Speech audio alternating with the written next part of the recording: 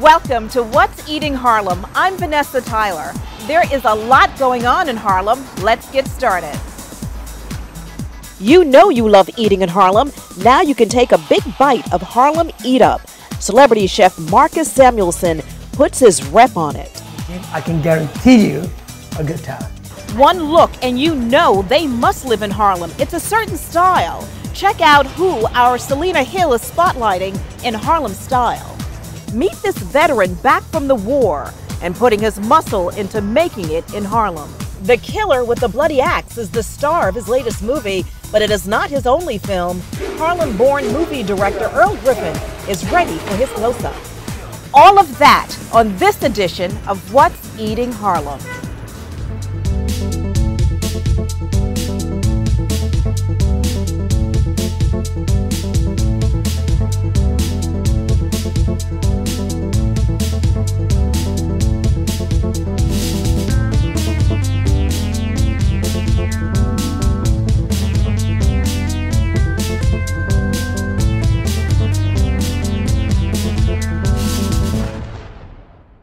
What's Eating Harlem, funded in part by Cove Lounge. Situated in the heart of Harlem, it embodies the spirit and vitality of its community, delivering a unique blend of cool sophistication and urban edge. Also made possible by Chocolat, Harlem's fine dining at its best. Everyone meets at the bar at Chocolat, 120th and 8th, 2223 Frederick Douglass Boulevard. Chocolat Restaurant Lounge.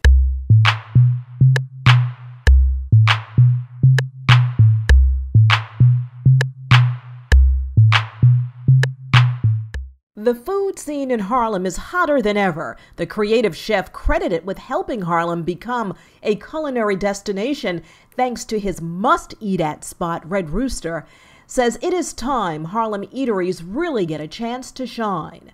Grab your fork, knife, and dig in to Harlem EatUp. I'm so excited and proud to present Harlem EatUp. It's really something that both my partner Herb and I have really, wanted to do for a very long time. Starting today, the Harlem restaurants will take center stage and create special price fix menus for this weekend-long event of eating, delighting those of us who already know and surprising those who don't. And getting all that talent to cook, eat, serve, and do demos during one long weekend, it's going to be amazing. Amazing is the lineup, from the free cooking demos taking place in Morningside Park on Saturday, May 16th, every hour on the hour from noon until 5. Then there are the dine-in events where Harlem's own star chefs will create alongside guest celebrity chefs who are in town to throw down. Those are the price fix meals that require a ticket and reservations. Also cool, the food tastings. With so many of Harlem's favorite restaurants participating, it is less expensive than the full dinners and you get to sample more. Everything is listed on the Harlem EatUp website.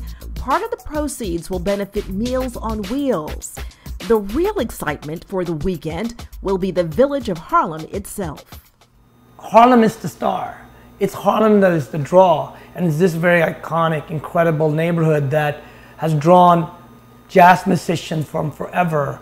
People going and looking to, whether it's been spirituality on Sundays, or whether it's been the art at Studio Museum, or learn something at Schomburg, or why not go over to the Apollo.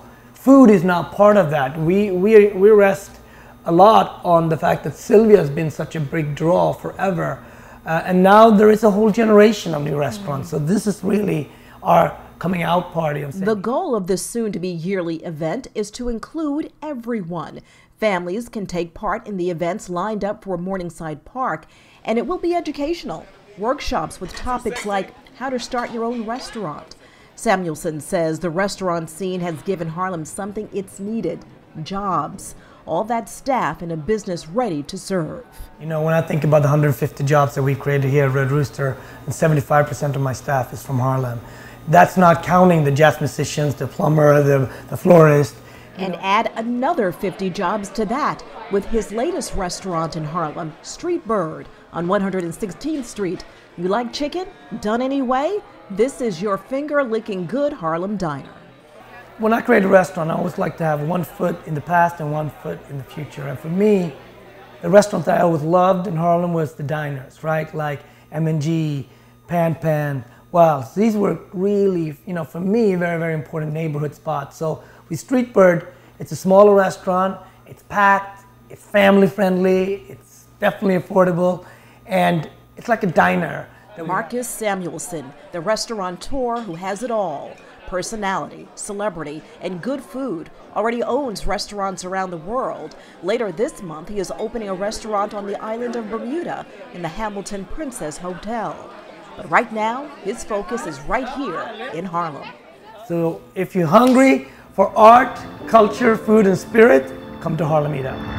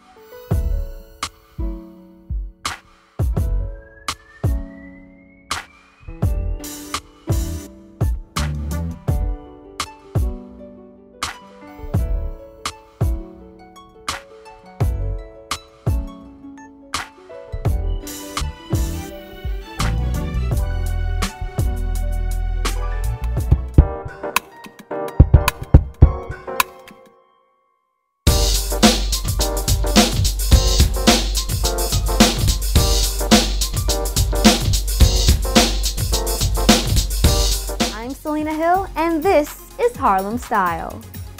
Mark J. Kelly is an entrepreneur, financial guru, and style visionary who is helping to revive the essence of the Harlem Renaissance man. In addition to working on Wall Street, he launched his own digital men's high fashion, luxury, and lifestyle publication called Mr. Refined magazine. But behind his chic style and sophisticated swagger lies his passion for community and economic empowerment.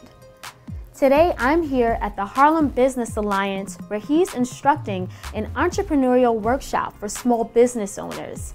I'll speak to him about that and his Harlem style.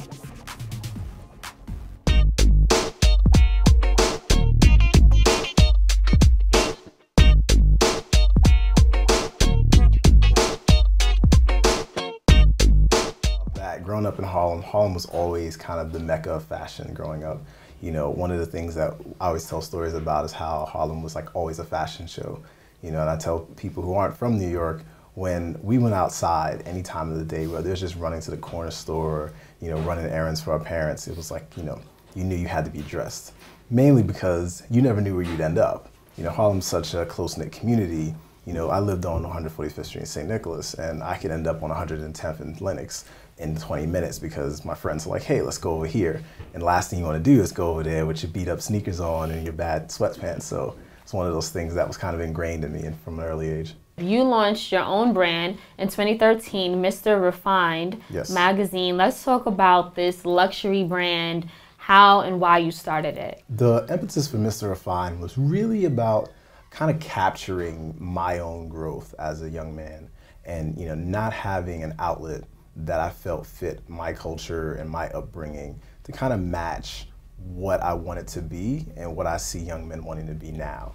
I look at what's out there now and some of the competitors in the space, and I say, they're doing things that have kind of an urban slant, but they don't have that focus that really speaks to our true cultural roots and uses our faces, and kind of just wanted to kind of take some ownership back of the images that are put out there when it comes to people of color. I understand that economic empowerment is very important to you, hence why you teach workshops here at the Harlem Business Alliance. Why is economic empowerment so important to you and here in Harlem? Because of my career beginnings on Wall Street, working with the wealthy, and then seeing kind of in my transitions working with kind of the more middle class clients that I had, that a lot of people from middle class to wealthy, black, white, you know, any denomination, a lot of people didn't understand their finances. You know, people didn't understand simple basics of budgeting, how to balance a checkbook, you know, and then when I started to venture out into entrepreneurship and in that lane, a lot of my clients came from the financial end. You know, mostly people of color and, you know, younger people who really didn't understand what it meant to put together their balance sheet or their financial statements. And I figured that I had kind of a duty, if you will, to kind of come back to the community and impart some of the wisdom that I gained over the years. This jacket here, this is from Zara. Along with my pants here, the whole suit is actually from Zara.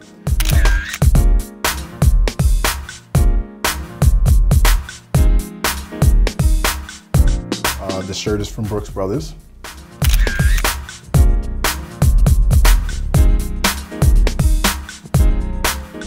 My tie is from Club Monaco.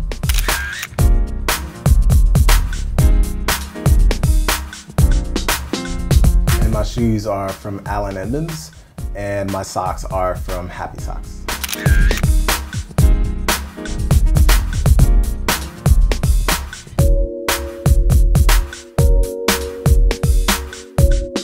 Here, this pocket square is from Brooks Brothers as well.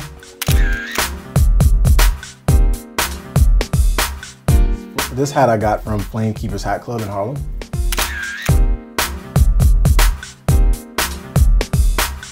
You know, if you're from New York, outside of New York, everyone wanted to be like New York.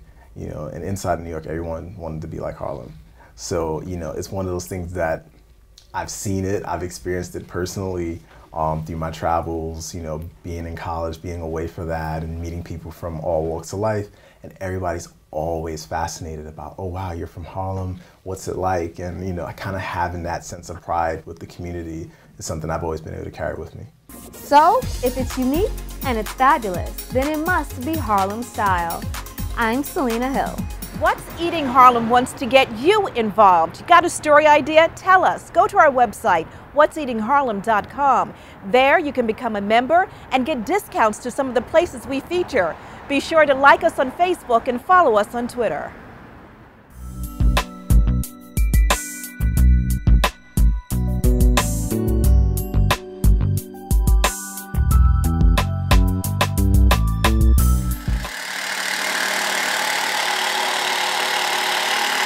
The sound of a vision. Claude Fatu is building his dream come true. I'm trying to build a bar that I would want to go to. So I've worked at many bars in the city for the past almost 10 years, and I'm taking all the good and all the bad from all the places I've worked at, and I'm making sure that this bar is going to be the ultimate bar. So this is the bar? This is the bar, yeah. So the ultimate bar will be called Harlem Nights, and it sits on 138th and Adam Clayton Powell, in a spot of many bars gone by. The former Epiphanies and the real old school will remember Platinum at this spot. For Claude, this is now his spot in Harlem. Harlem, I think, is the next frontier. I think Harlem is a great neighborhood. It has been for a long time. I've had friends that have lived in this neighborhood for decades, and I've always visited Harlem. Now I'm actually a resident of Harlem. I was attracted to Harlem, so moved up here and realized that it is such a great neighborhood. It just feels more relaxed than downtown. People are nicer. My mom noticed when she was walking down the street that people greet you here, whereas nowhere else in New York City do people actually greet you. So. The kindness of Harlem different from another environment Claude experienced in the hostility of war as a member of the armed services. As you can see, I love wearing my, my military pride.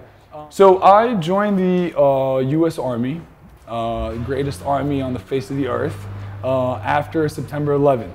I was in college at the time. I ended up getting activated and going to fight a war. So I was part of the initial invasion with the 101st Airborne Division.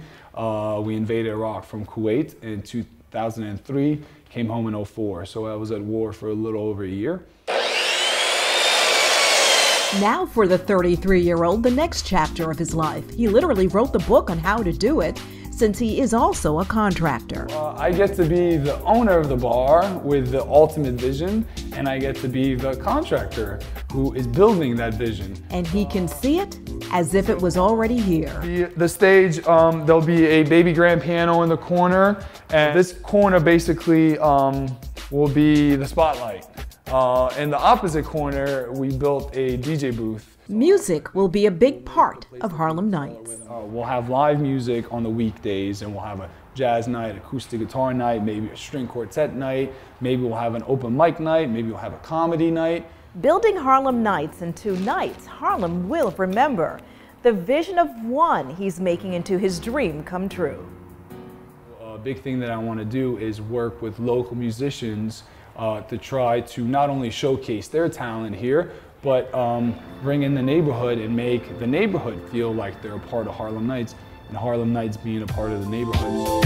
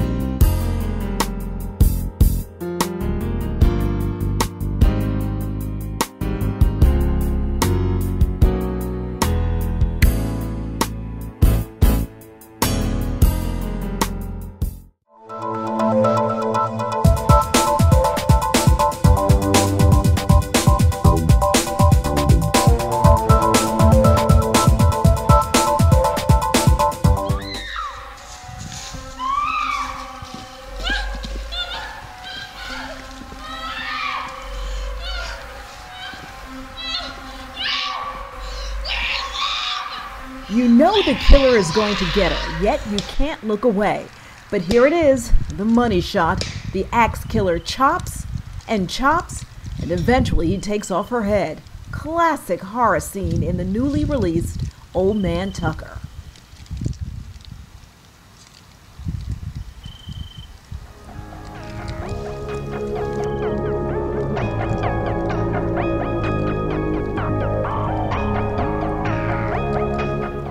Old Man Tucker is it's basically about a deranged killer out in the woods. They're running around killing people aimlessly. Movie director Earl Griffin III has a passion for movie making. His Echo Films premiere of Old Man Tucker is the stuff to give you nightmares. He shoots on a budget, uses actors of natural acting ability. There is a cameo starring his mother. I'm not to go to the woods. I suggested they go to that other lake. And he even threw in an acting unknown, playing to type. Wasn't a stretch to play this role as a reporter on the scene of a serial killer. What for years was thought to be simply the urban legend of Old Man Tucker, we know now to be true. Somebody run at you with an axe or a knife in the woods or in a house that with lights off is scary. What can also be scary is stepping out to make your dreams come true, even when doors are consistently slammed in your face. Like that. You know how many we don't like that you go through to hear, oh, this is what I've been looking for. You have to have drive, tenaciousness. You cannot stop for nothing. I mean, I can tell you, I've heard no every single way in a vocabulary. And when he did hear a yes from a major studio, they wanted to take what he wrote, but not him. But this was his baby. SIC. It's like that. New York City underground streets like you have never seen before. The studio loved the story about the mean streets, but he would not sell the rights. His heart pumps with the beat of an artist. His work is priceless. His confidence is what pumps him. did not take the deal that they wanted to give me for the script only, and I shot it myself. You know, I'm a winner, so, and I'm a believer too, and besides that, I got a little chip on my shoulder. I do believe I'm about to be the best filmmaker out there. You know. Movie director Earl Griffin gets the swagger from his Harlem roots. I'm born in Harlem, 124 on Sinam Hospital.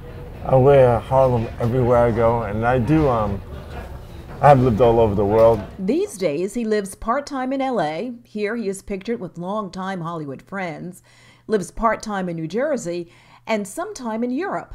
But full-time, he's making movies. Coming out. Got 5 movies coming out. Along with the hip-hop documentary, which I believe is the best one out, called The Reels.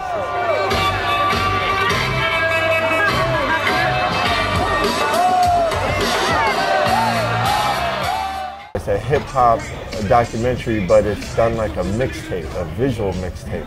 And everybody's on there, from like Young Jay-Z, Eminem, Big Pun I got on there. I think it's the best of its kind. You'll see that. The Reels. What don't you like about the way I act? What are you talking about? I'm just saying something. You said crazy. You said I act crazy. So what do you mean by crazy? Earl Griffin also jumps in front of the camera and acts. In one of the to-be-released films, he plays a man with a mental illness. You are so lucky I was not finished with you.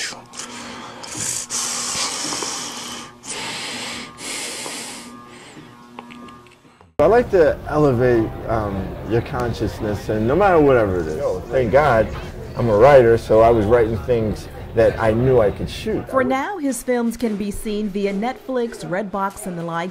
His attitude is he can't stop, won't stop, till he comes to a theater near you. Like, I know what I have in me, and I know what I can do. I'm not settling for less.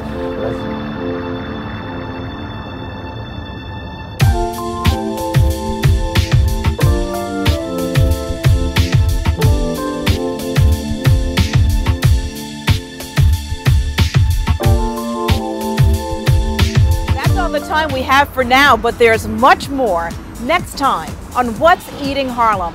I'm Vanessa Tyler. See you uptown. What's Eating Harlem, funded in part by Cove Lounge. Situated in the heart of Harlem, it embodies the spirit and vitality of its community, delivering a unique blend of cool sophistication and urban edge. Also made possible by Chocolat, Harlem's fine dining at its best. Everyone meets at the bar at Chocolat, 120th and 8th, 2223 Frederick Douglass Boulevard. Chocolat Restaurant Lounge. To become a member of What's Eating Harlem, go to www.what'seatingharlem.com and sign up for special events like wine tastings and food tastings. Also, join us on Facebook and follow us on Twitter. If you have any ideas for stories about Harlem, send them to info@what'seatingharlem.com.